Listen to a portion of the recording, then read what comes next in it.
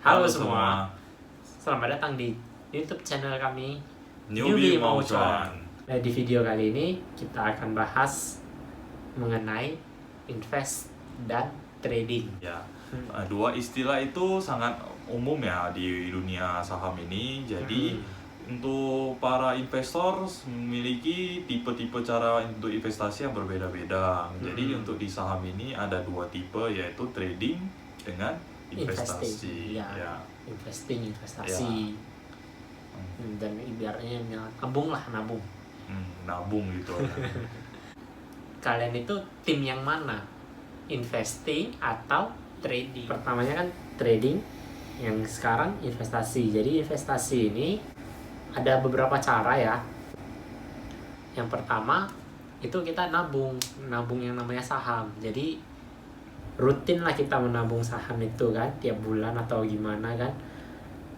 Jadi kita tabung terus tiap bulan, entah menyisihkan uang entah sekian untuk beli saham. Dan kalau bisa pun fokusnya satu saham, jangan terlalu banyak saham untuk ditabung. Kalau bisa fokus satu saham dan carilah saham yang berfundamental baik, terus kalau bisa ada bagi dividen.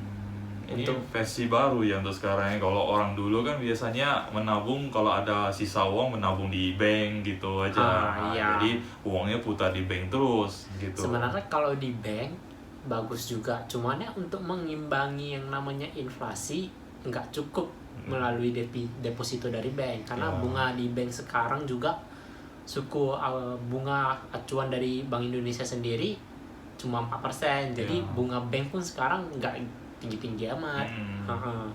Sedangkan kalau dari saham ya, kita kalau emang perusahaannya yang berfundamental sangat baik seperti Indofood CBP Sukses Makmur yang menjual Indomie, itu dia growth-nya itu tiap tahun bertambah ya.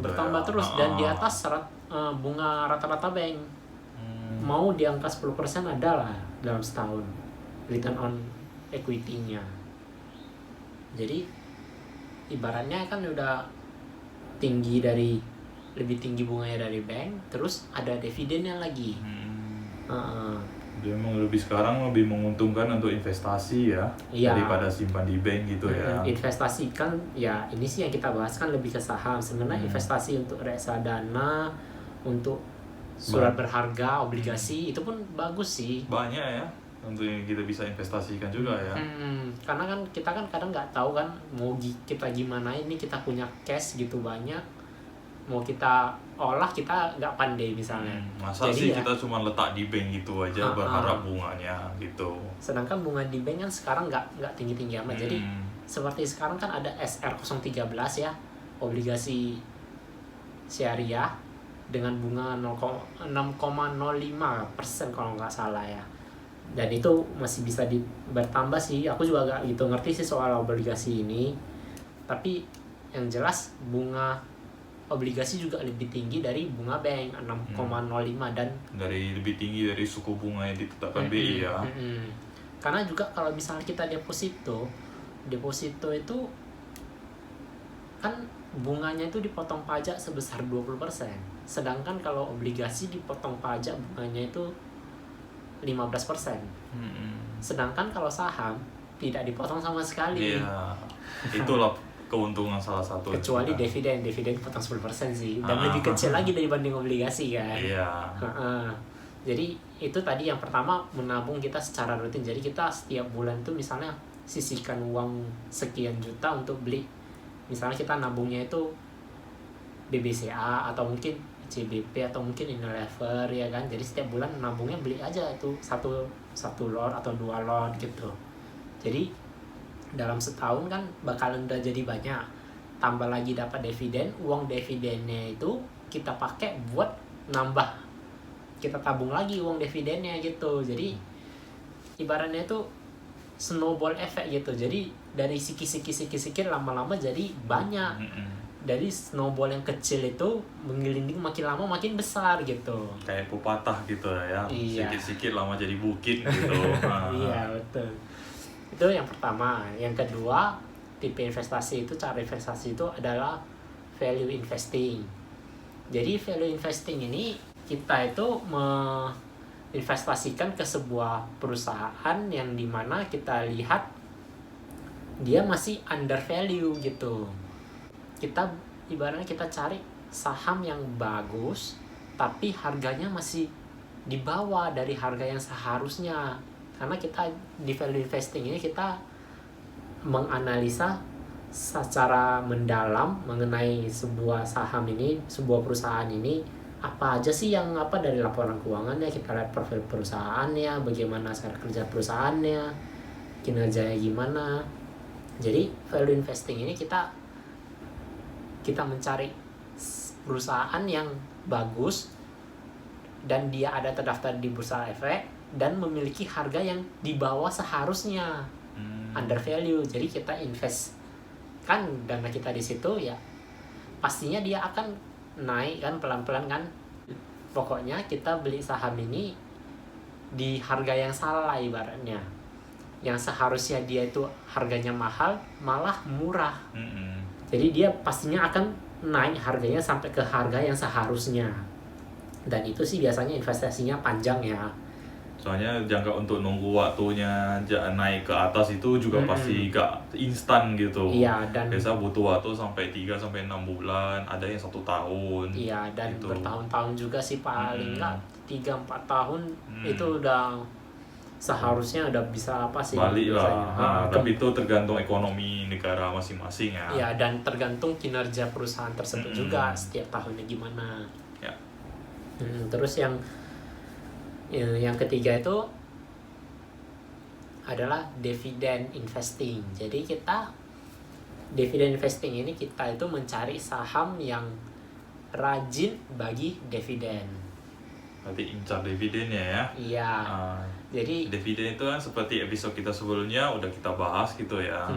Mendapatkan laba dari perusahaan gitu kan. Betul. Jadi cari perusahaan yang pertama sering bagi dividen, rajin bagi dividen. Kedua, terus dividennya itu gede nilainya, nggak kecil. Iya. Soalnya dividen ada juga yang harganya cuma 25 perak, 25 rupiah per lembar saham. Ada yang harganya 2.000 rupiah per lembar saham. Kan jauh kali bedanya kan? Iya, jadi kita itu kalau bisa untuk dividen investing ini cari saham yang harganya nggak mahal tapi sering bagi dividen dan dividennya gede. Gitu. Ada sahamnya ada. Untuk sahamnya itu ada, pastinya ada. Tinggal kita gimana telusuri aja. Pelan-pelan mencari tahu mengenai saham yang sering bagi dividen, rajin lah pokoknya, dan dividennya itu gede. Itu. Jadi dividennya itu kita bisa pakai lah, kita tarik jadi duit kita lah tiap tahunnya. Jadi bisa penghasilan tambahan gitu. Iya. Mungkin di akhir tahun butuh dana yang lebih untuk mau dipakai, ini dividen bisa jadi salah satu. Kita bisa tarik ya dividennya kan kalau sudah emang ada cair gitu. Terus yang terakhir ini adalah growth investing. Growth investing ini juga investasi untuk jangka panjang. Tapi bedanya sama value investing ini meskipun sama-sama jangka panjang, tapi growth investing ini kita udah melihat ke perusahaan yang kita prediksikan kinerjanya itu kedepannya bagus. Jadi mau di harga berapapun, kadang dia misalnya udah harganya udah tinggi, tapi kalau emang kedepannya kita prediksikan perusahaan ini akan tetap bagus dari sisi kinerjanya, berarti kan harga perusahaannya, harga sahamnya kan pasti akan naik terus dong. Nah, jadi itulah growth investing. Jadi kita nggak mencari yang namanya saham yang salah harga, nggak salah harga gitulah. Jadi mau udah harga tinggi pun, tapi kinerjanya ke depan bisnisnya semakin mantap gitu. Jadi kita bisa percaya sama perusahaan itu untuk growth investing. Jadi contohnya ada sih satu yang aku dapat ya, itu Indofood CBP Sukses Makmur ICBP. Jadi meskipun harga sahamnya sekarang udah nyentuh 10 ribuan per lembar saham, satu lot itu udah sejutaan, tapi kinerjanya dia bagus. Masih bisa. Dan target 15.000 mungkin bisa tercapai sama dia. Jebol sih saya rasa ini. Produk-produk dia dipakai keseharian hari hampir seluruh orang yang ada di dunia. Terus belum lagi dia sudah akuisisi yang namanya Pine Hill ya kan. Jadi distributor Indomie di luar negeri dia yang handle juga sekarang. Jadi bisnisnya itu makin berkembang gitu, ekspansif lah gitu. Jadi prospek ke depan itu gak cuma di besar. Indonesia, di luar negeri juga. Gitu. Dia yang handle sekarang. Itu sih salah satu contohnya untuk growth investingnya. Bagus sekali, mantap.